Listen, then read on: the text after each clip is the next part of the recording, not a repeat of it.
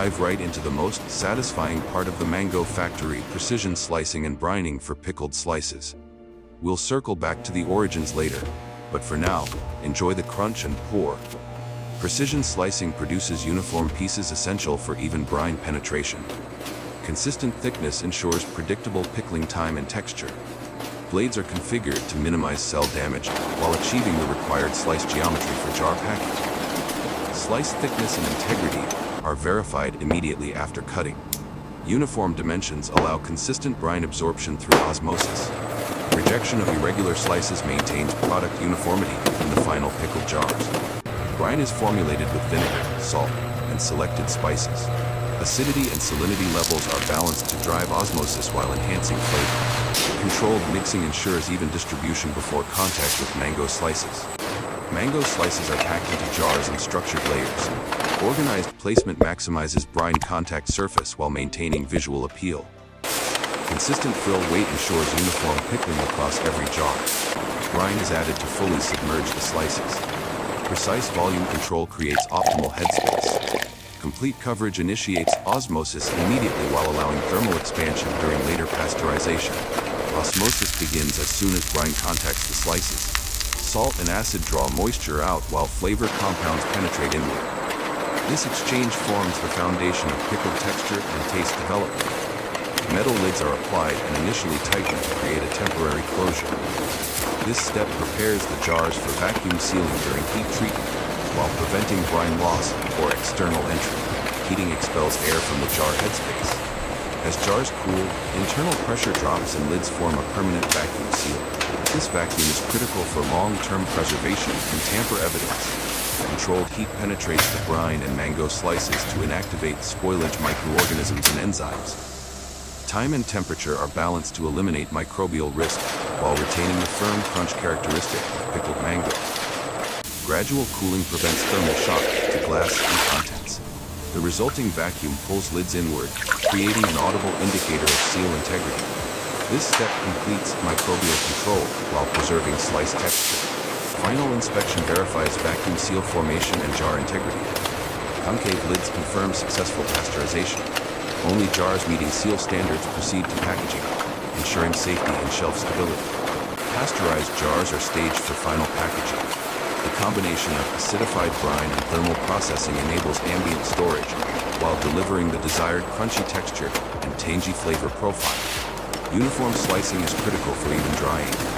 Consistent thickness ensures moisture evaporates at the same rate across all pieces. Blades are set to produce slices that retain structural integrity while maximizing surface area for dehydration. Slice thickness and quality are checked immediately after cutting. Uniform dimensions promote consistent drying time and final texture. Removal of irregular slices maintains product consistency in the dried mango packs. A brief dip in sugar or citric acid solution enhances flavor and color retention. The coating forms a thin layer on the sliced surface. This optional step balances sweetness or tang while helping preserve natural mango pigments during drying. Short steam blanching inactivates enzymes responsible for browning. Heat exposure is limited to preserve texture. This step locks in vibrant yellow color that would otherwise degrade during extended drying time. Surface moisture is removed before drying. Excess liquid would extend drying time and risk uneven results. Air knives strip droplets quickly while keeping slices intact for tray loading. Slices are arranged in single layers on perforated trays. Even spacing allows hot air to reach all surfaces equally.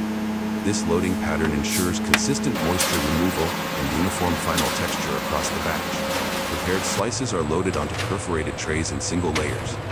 Spacing allows hot air to circulate freely around each piece. This arrangement ensures moisture evaporates evenly from all surfaces during the drying cycle. The dryer chamber is sealed to contain controlled hot air. Initial heating raises temperature gradually. Circulating air carries moisture away from the sliced surfaces while maintaining uniform conditions across all trays. Temperature and humidity are regulated throughout the cycle. Hot, dry air absorbs moisture from the mango slices. Gradual reduction in humidity accelerates evaporation while preventing case hardening on sliced surfaces.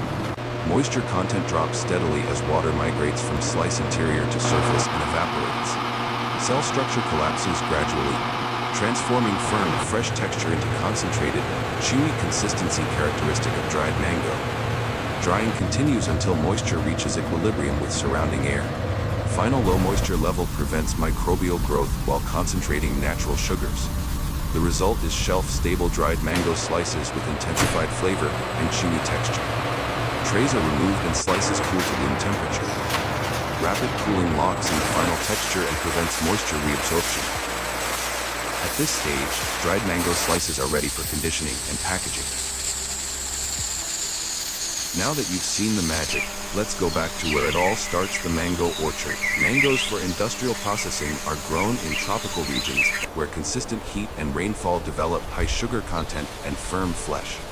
Commercial varieties are selected specifically for characteristics that support large-scale slicing and preservation rather than fresh, market appearance alone. A mango consists of outer skin, firm edible flesh, and a large central stone. Industrial processing targets varieties with high flesh-to-stone ratio and consistent texture, allowing clean separation of slices from both skin and stone while maintaining structural integrity for pickling or drying. Ripeness is evaluated through skin color, firmness, and internal sugar levels.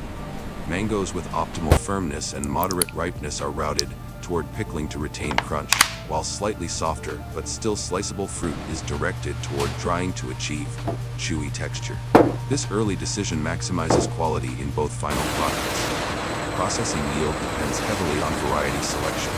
Higher flesh recovery means more usable slices for both pickling and drying lines. Factories prioritize cultivars that balance flavor, texture, and physical structure to support dual output production efficiently. Mangoes are harvested at semi-ripe or fully ripe stages depending on intended processing. Manual methods with poles or knives minimize bruising to the firm flesh. Careful detachment preserves skin integrity and reduces entry points for microbes during transport. Immediate field sorting separates mangoes by ripeness and condition. Firmer fruit withstands longer transport and is often routed to drying, while softer ripe fruit is prioritized for pickling to capture peak flavor. Early rejection of damaged mangoes prevents quality loss across batches. Ventilated crates allow air circulation while protecting mangoes from crushing. Proper orientation and spacing reduce mechanical damage and heat buildup, slowing unwanted enzymatic activity during the journey to the factory. Some factories use controlled ripening rooms to standardize maturity. Regulated temperature and ethylene exposure trigger uniform color and softness development without over-ripening. This step ensures consistent starting material for both pickling and drying lines. Rapid transport limits post-harvest enzymatic changes that soften flesh and alter flavor. Delays increase sugar breakdown and microbial risk. Efficient logistics deliver mangoes to the factory, while physical and chemical properties remain optimal for processing. Factory intake marks the transition from agricultural to food-grade handling. Controlled unloading minimizes physical shock to the mangoes. Maintaining stem attachment and skin integrity at this stage reduces opportunities for microbial entry before washing. Dry cleaning removes field debris before water contact. Air blowers and vibration dislodge particles efficiently. This step reduces organic load in wash water and prevents recontamination during subsequent wet cleaning. High pressure washing removes surface contaminants that could carry into the product. Multiple spray zones ensure thorough coverage. Water temperature and pressure are balanced to clean effectively without damaging mango skin or causing internal bruising. Excess water is removed immediately after washing. Air knives strip surface moisture quickly. Reducing water on the skin limits microbial growth and prepares mangoes for accurate optical sorting. Optical sorting uses color, size, and shape data to classify mangoes. Consistent parameters ensure only suitable fruit proceeds to peeling and destoning. Early rejection of defective mangoes protects downstream equipment and final product quality. After intake and cleaning, mangoes are staged according to quality grade. This common line ends here.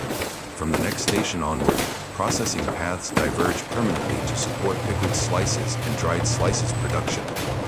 Destoning removes the large central stone while keeping the mango whole. Precise alignment ensures the blade follows the stone's flat plane. Clean separation maximizes flesh recovery and prepares the fruit for peeling without fragmentation. Peeling eliminates the inedible outer skin. Abrasive rollers strip the skin uniformly without gouging the flesh. This step exposes clean yellow pulp ready for slicing, while separating peel as byproduct. Post-peeling inspection evaluates flesh firmness and shape. Mangoes with high structural integrity are selected for slicing into intact pieces. Softer fruit, while still flavorful, is redirected to minimize waste. Slicing transforms whole mangoes into uniform pieces. Blade geometry and speed ensure clean cuts that preserve texture. At this stage, slices are physically routed to dedicated lines based on prior quality decisions. This marks the irreversible process split. Firm slices proceed to pickling for crunch retention, while selected slices move to drying for chewy texture development.